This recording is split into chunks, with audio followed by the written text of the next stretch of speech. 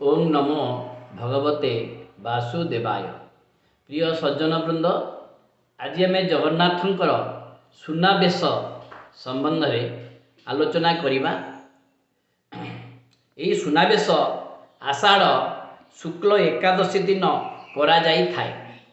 श्री गुंडीचा मंदिर प्रत्यावर्तन करी दक्षिण मुख होई रथ उपरे सुनावेश करा जाई थाए।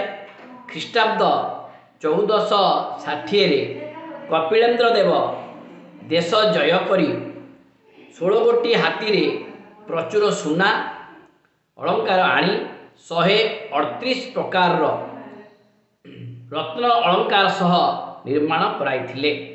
भगवानंकर पाद देशरु मस्तक पर्यंत सुनार बेश से कराइथिले।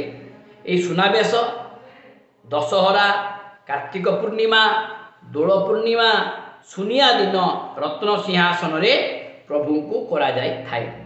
वर्तमान सुनिया दिन ए बेश न होई बामन बेश हेउछंती। मोर कहिबार उद्देश्य है पूर्वर जो कपिलेन्द्र देव जो सुना आनिकी भगवानंकर मंडित करते से सुना को आम बारंबार रिपीट करुचे, किंतु वर्तमान सरकार आम जो सेवक मान अच्छा मंदिर रे से जगन्नाथ स्वतंत्र सुना कौन बनइले कि जहाँ अच्छी तार उपरे आलोचना पर्यालोचना केते सुना अच्छी, किए नहीं गला, किए खाईगला, यही भाव में सरकारी स्तर में लोक मैंने सब कहते।